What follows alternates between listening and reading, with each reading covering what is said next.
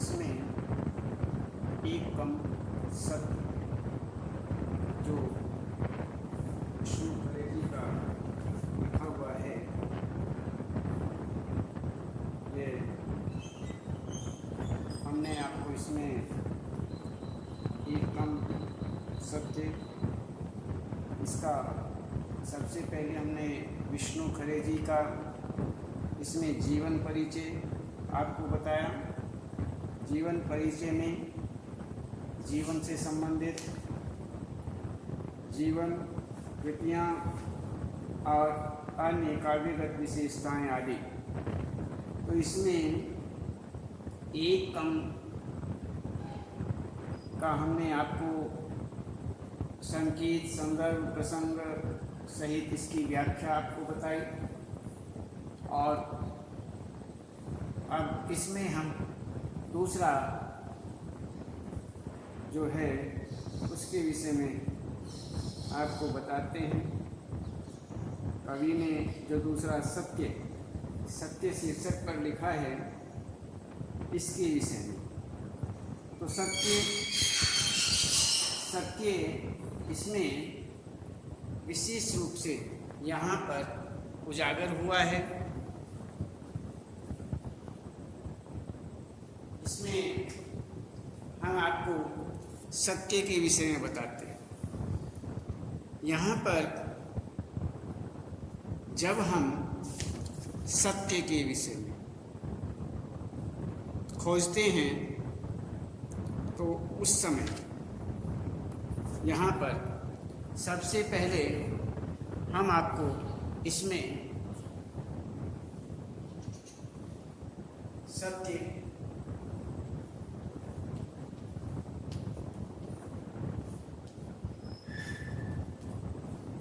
संकेत आपको देते हैं जब हम सत्य को पुकारते हैं।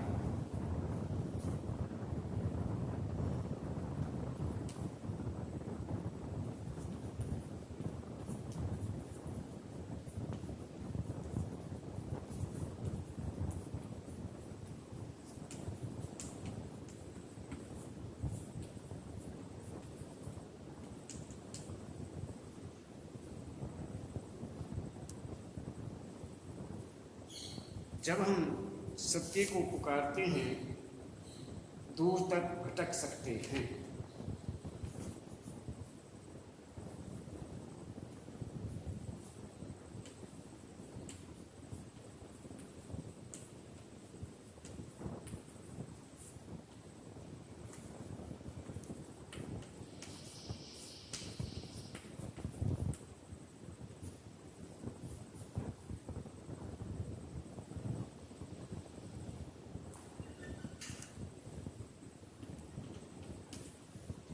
दूसरा इन्होंने दिया है कि कभी दिखता है सत्य,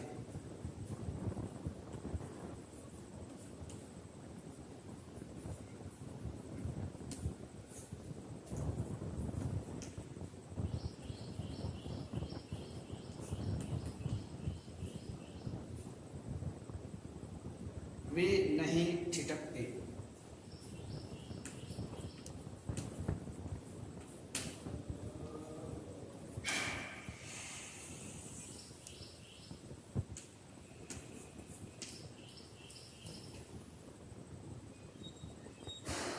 इसमें यहाँ पर आपको हम इसी ही के दौरान बताते हैं कि सबसे पहले इसमें संकेत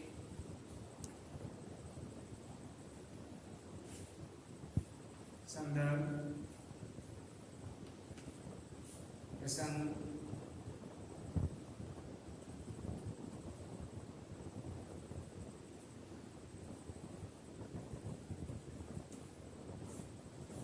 इसमें व्याख्या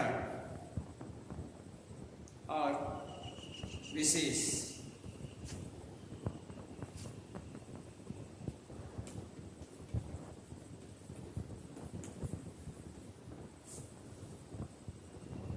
इसके अंतर्गत आपको बताते हैं कि संकेत में जब हम सत्य को पुकारते हैं दूर तक भटक सकते हैं, डॉट डॉट डॉट दूर तक भटक सकते हैं। इसमें दूसरा है कभी दिखता है सत्य डॉट डॉट वे नहीं ठिठकते। तो सबसे पहले हमने संदर्भ आपको पहले भी बताया, संकेत ये आपके सामने आ गया। इसमें अब हम आपको ये संदर्भ बताते हैं कि यह पंक्तियाँ, यह काव्यांश हमारी पाठ्य पुस्तक अंतरा भाग 2 के एक कम सत्य नामक पाठ से लिया गया है, उद्धृत है। इसमें सत्य से, मान लीजिए कि सत्य से उद्धृत है, सत्य से लिया गया है, और इसके कवि विष्णु खरे जी हैं। तो प्रसंग के अंतर्गत हम अब देखते हैं कि सत्य स्वतंत्र भारत की परिस्थितियों एवं सामाजिक विसंगतियों को, स्वतंत्र भारत की जो परिस्थितियां हैं उन परिस्थितियों और सामाजिक विसंगतियों को कवि विष्णु खरे बेबाकी के साथ में सामने प्रस्तुत करते हैं, सामने रखते हैं। अन्य इसी ही प्रकार से यहाँ पर ये हमारा प्रसंग है कि वे सहज यहाँ की जो परिस्थितियाँ हैं, स्वतंत्र भारत की जो परिस्थितियाँ हैं और विसंगतियाँ हैं, सामाजिक विसंगतियाँ, वो विष्णु खरे जो हैं बेधड़क बेबाकी से प्रस्तुत करते हैं। और इस प्रकार से यहाँ पर बताते हैं कि कवि कहता है कि देश में स्वतंत्रता प्राप्ति के पश्चात, जब देश में स्वतंत्रता मिली, उस स्वतंत्रता के बाद मानवीय मूल्यों का ह्रास हुआ है। मानवीय जो मूल्य हैं उनका ह्रास हुआ। जो कल्पना स्वतंत्रता सेनानियों द्वारा की गई थी उसे आज भुलाया जा चुका है। कवि आगे कहता है कि मैंने भिन्न भिन्न तौर पर ये इसमें एक कम सत्य के विषय में हमने आपको बताया था कि इस प्रकार का यहाँ पर संकेत, संदर्भ और प्रसंग रहा। अब ये जो प्रसंग है ये सत्य के काव्यांश के बारे में यहाँ पर बताते हैं। तो इसमें सत्य जो है मनुष्य जीवन का सबसे बड़ा संबल है। इसमें वह जो हमने बताया था कम के विषय में था, वो हम आपको 1947 के बाद से वह आपको काव्यांश बता चुके हैं। अब ये सत्य के संबंध में आपको हम बताते हैं। तो इसमें सत्य मनुष्य जीवन का सबसे बड़ा संबल है, लेकिन वह मानव जीवन से दूर जा रहा है। और कवि ने इस कविता में विदुर तथा युधिष्ठिर के माध्यम से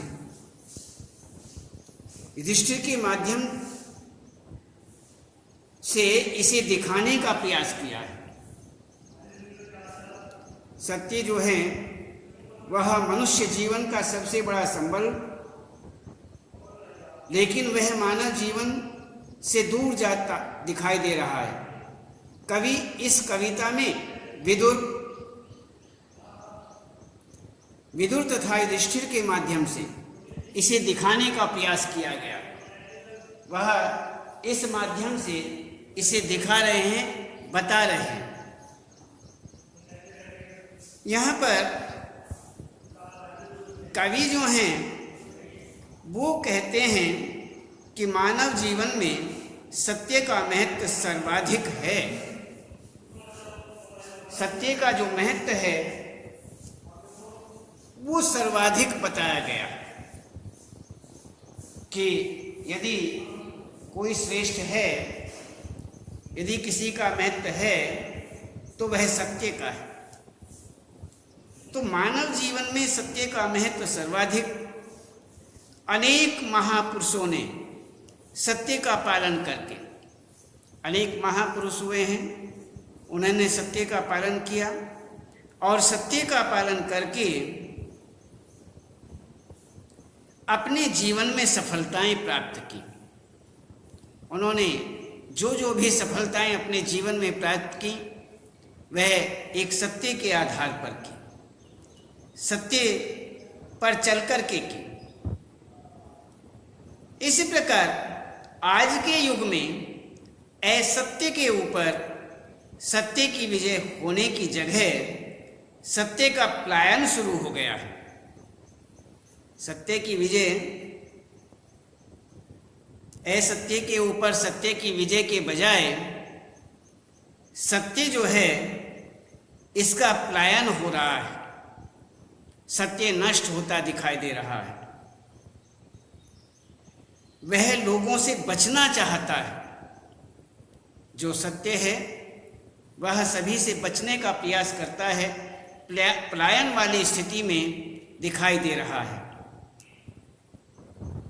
अब कवि यहाँ कह रहा है कि लोग सत्य को पुकारते हैं,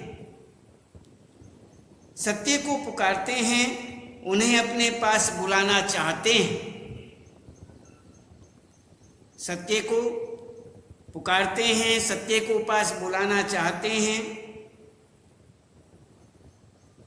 अपने जीवन में उसे अपनाना भी चाहते हैं, लेकिन सत्य उनसे दूर होता जा रहा है।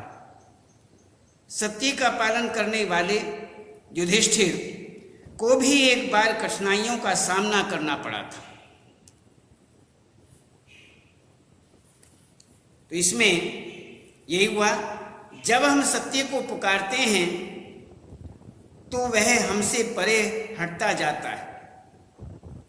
जैसे गुहारते हुए युधिष्ठिर के सामने से भागे थे विदुर और भी घने जंगलों में। सत्य शायद जानना चाहता है कि उसके पीछे हम कितनी दूर तक भटक सकते हैं। तो यहाँ पर युधिष्ठिर को भी, सत्य का पालन करने वाला जो युधिष्ठिर थे, वाले युधिष्ठिर को भी एक बार कठिनाइयों का सामना करना पड़ा था। वे पांडवों को खांडव प्रस्थ का राज्य मिलने पर उनके साथ हुए अन्याय को विदुर को बताना चाहते थे।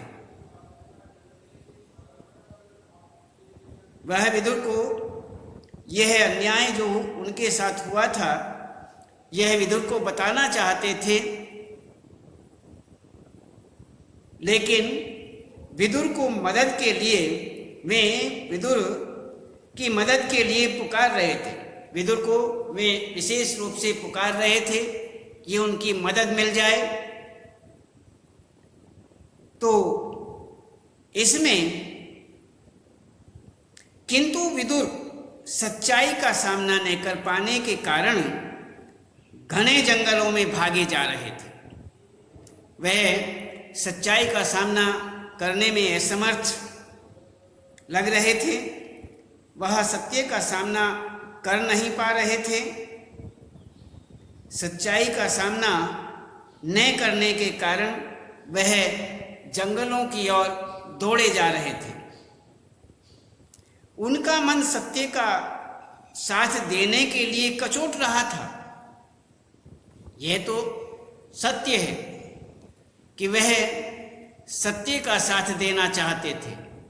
उनका मन कचोट रहा था, दुखी था। वह सत्य का साथ देना चाहते थे, किंतु वे अत्यधिक लाचार थे। महाभारत की कथा के अनुसार युद्ध के पहले विदुर कौरवों के मंत्री थे तथा युद्ध के बाद वे पांडवों के मंत्री बने, किंतु वे घने जंगल की ओर चले गए। युधिष्ठिर उन्हें रोकना चाहते थे। युधिष्ठिर उन्हें रोकना चाहते थे, लेकिन वे नहीं लौटे। सत्य यही है। विदुर सत्य के प्रतीक हैं। सत्य को सभी पाना चाहते हैं, लेकिन सत्य सबसे दूर चला जाता है। सत्य यह जानना चाहता है कि लोग उसके पीछे कितनी दूर तक भटक सकते हैं, कि केवल ये वास्तविकता है कि विदुर जो हैं वो सत्य के प्रतीक हैं। सत्य को सभी चाहते हैं, सभी प्राप्त करना चाहते हैं, लेकिन सबसे सत्य जो है सबसे दूर चला जाता है। सत्य ये जानना चाहता है कि लोग उसके पीछे कितनी दूर तक भटक सकते हैं। सत्य को पाना बहुत कठिन है। तो यहाँ पर ये हमारा व्याख्या रूप हुआ। अब हम इसमें विशेष बताते हैं। सत्य की महत्ता को महाभारत की कथा के माध्यम से प्रतिपादित किया गया है। उदाहरण शैली है, खड़ी बोली में सहज अभिव्यक्ति हुई है, मिश्रित शब्दावली है, लयात्मकता के साथ चित्रात्मकता तथा व्यंग्यात्मक, चित्रात्मक तथा व्यंग्यात्मक शैली कविता को महत्वपूर्ण बनाती है। इस प्रकार से यहाँ पर ये आपका जो पहला संकेत है, जब हम सत्य को पुकारते हैं दूर तक भटक सकते हैं, ये हुआ। अब हम देखते हैं दूसरा, कभी दिखता है सत्य वे नहीं छिटकते। इसमें कभी दिखता है सत्य और कभी ओझल हो जाता है, और हम कहते रह जाते हैं कि रुको यह हम हैं, जैसे धर्मराज के बार बार दुहाई देने पर कि ठहरिए स्वामी विदुर, यह मैं हूँ आपका सेवक कुंती नंदन युधिष्ठिर, वे नहीं ठिठकते। तो यहाँ पर आप संदर्भ में वही लिखेंगे जो हमने पहली पंक्तियों में बताया, पहले काव्यांश में बताया। अब प्रसंग के अंतर्गत वर्तमान युग में सत्य पलायन कर रहा है। हर जगह असत्य ही दिखलाई पड़ रहा है, हर जगह असत्य ही यहाँ पर दिखाई पड़ रहा है। सत्य का पालन करना बहुत कठिन हो गया है। सत्य पर चलना, सत्य का पालन करना बहुत कठिन हो गया। कवि ने इस कविता में विदुर और युधिष्ठिर के माध्यम से इसे दिखाने का प्रयास किया। विदुर और युधिष्ठिर के माध्यम से इस सत्य को दिखाने का प्रयास किया गया है कि यह किस प्रकार से तोड़ रहा है। तो इसमें ये हमारा प्रसंग है। व्याख्या के रूप में देखते हैं कि हम यहाँ पर कवि क्या कहते हैं। कवि कहते हैं कि सत्य सबसे बड़ा तप है और यह जीवन का आधार है। यह जीवन का आधार है। सत्य के बल पर यह पृथ्वी टिकी हुई है। यदि सत्य न हो तो यह पृथ्वी भी नष्ट हो सकती है। सत्य ही इसका आधार है। जीवन का आधार भी ये ही है। तो सत्य आत्मिक शक्ति मानी जाती है। आत्मिक शक्ति है। आज सत्य हमसे दूर हो गया है।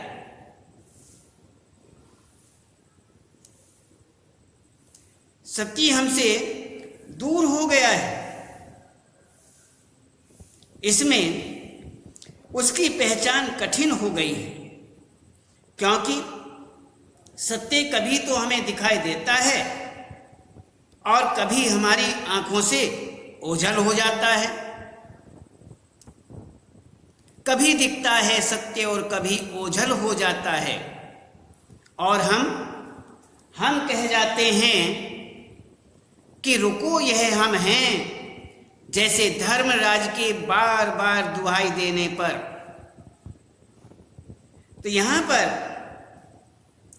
कहते हैं कि कभी वह दिखाई देता है और कभी हमारी आंखों से ओझल हो जाता है। हम सत्य के प्रति अपनी निष्ठा प्रकट करके उसे रोकना चाहते हैं। ठीक उसी प्रकार जैसे युधिष्ठिर विदुर को रोकना चाहते हैं, लेकिन सत्य विदुर की ही तरह भागा चला जाता है। सत्य किसी निष्ठावान की पुकार सुनकर भी नहीं रुकता। उसका रुकना तो दूर, वह किसी को देखकर ठिठकता भी नहीं है, ठिठकना भी नहीं चाहता है। इसमें सत्य का मान न होने के कारण कहते हैं कि जैसे धर्मराज के बार बार दुहाई देने पर कि ठहरिए स्वामी विदुर, यह मैं हूं, आपका सेवक कुंती नंदन युधिष्ठिर, वह नहीं ठिठकते। सत्य का मान न होने के कारण वह उपेक्षित होकर हमसे दूर चला गया। कभी कभी वह हमारे सामने आता है, हमें वह दिखाई पड़ता है, किंतु कभी हमारी नजरों से दूर चला जाता है, बहुत दूर चला जाता है। सत्य का दूर चले जाना मानव हित में नहीं है। मानव का यदि सत्य मनुष्य से दूर चला जाए तो मनुष्य का अहित हो जाएगा। मनुष्य से सत्य का दूर जाना हित में नहीं है। तो इस प्रकार मानवता के हित में यदि है तो सत्य के साथ, तो सत्य असमंजस की स्थिति में है। सत्य जो है वो असमंजस की स्थिति में है। वह मानवता से दूर भी नहीं जा पाता है और उसके पास रह भी नहीं पाता है। न वह मानवता के पास रह पाता है, न उससे दूर जा सकता है, जा पाता है। यह उसके लिए एक असमंजस की स्थिति बनी हुई है। किसके लिए? सत्य के लिए। सत्य की ये असमंजस वाली स्थिति है। तो यहाँ पर बार बार हमारे निष्ठावान होने का विश्वास दिलाने पर भी उसे विश्वास नहीं होता है। यहाँ पर हर प्रकार से बार बार हमारे निष्ठावान होने का विश्वास दिलाने पर भी उसे विश्वास नहीं होता। तो इसी प्रकार यहाँ पर वह किसी भी स्थिति में नहीं ठिठकता। तो इसमें यहाँ पर कुछ आपको हम विशेष बताते हैं। सत्य की असमंजस की स्थिति को बताया गया है कि वह असमंजस में है कि मानव के पास रहे या दूर जाए, तो ये स्थिति उसकी बनी हुई है। और संवाद शैली के कारण यहाँ पर रोचकता है। मुक्त छंद होने पर भी प्रवाह है, साहित्यिक खड़ी बोली है। महाभारत के आश्रम मासिक पर्व में युधिष्ठिर व विदुर का संवाद है। कवि ने इस घटना की उदाहरण के माध्यम से यह व्यंजना की है कि विदुर व युधिष्ठिर दोनों धर्मराज के अंश से पैदा हुए हैं और दोनों ही सत्य की उपासना करते हैं। कविता का यह संदेश है कि सत्य को सत्यवादी ही पहचान सकता है। सत्य तक पहुंचना कठिन है। इस सत्य की प्रामाणिकता युधिष्ठिर के अकेले ही विदुर के पीछे भागने से हो रही है। सत्य नग्न होता है, कठोर होता है, नग्न स्थिति में होता है, कठोर होता है। इस प्रसंग में विदुर भी वस्त्रहीन था, दिगंबर थे एवं उनके मुख में पत्थर था, अर्थात वे सत्य को ही बोलते थे। इसी प्रकार यहाँ पर वह सत्य के सिवाय कुछ नहीं बोलते थे, तो सत्य वक्ता माने जाते थे और सत्य ही कहते थे। तो इस प्रकार से हमने आपको ये सत्य का जो एक काव्यांश है, जब हम सत्य को पुकारते हैं तो हमसे तो वह हमसे परे हटता जाता है। जैसे गुहारते हुए युधिष्ठिर के सामने से भागे थे विदुर और भी घने जंगलों में। सत्य शायद जानना चाहता है कि उसके पीछे हम कितनी दूर तक भटक सकते हैं। कभी दिखता है सत्य और कभी ओझल हो जाता है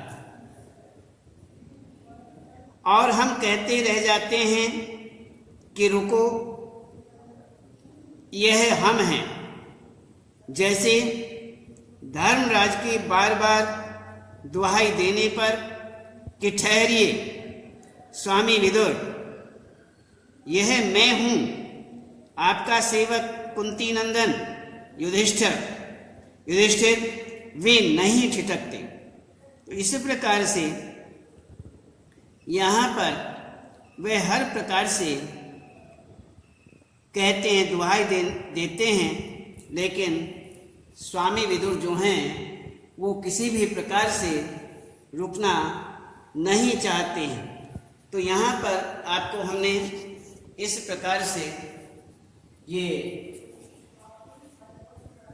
इसमें विष्णु खरे जी के विषय में और अन्य यहाँ पर हम ये बता चुके हैं। इसके बाद हम आपको आगे फिर बताएंगे, कल बताएंगे।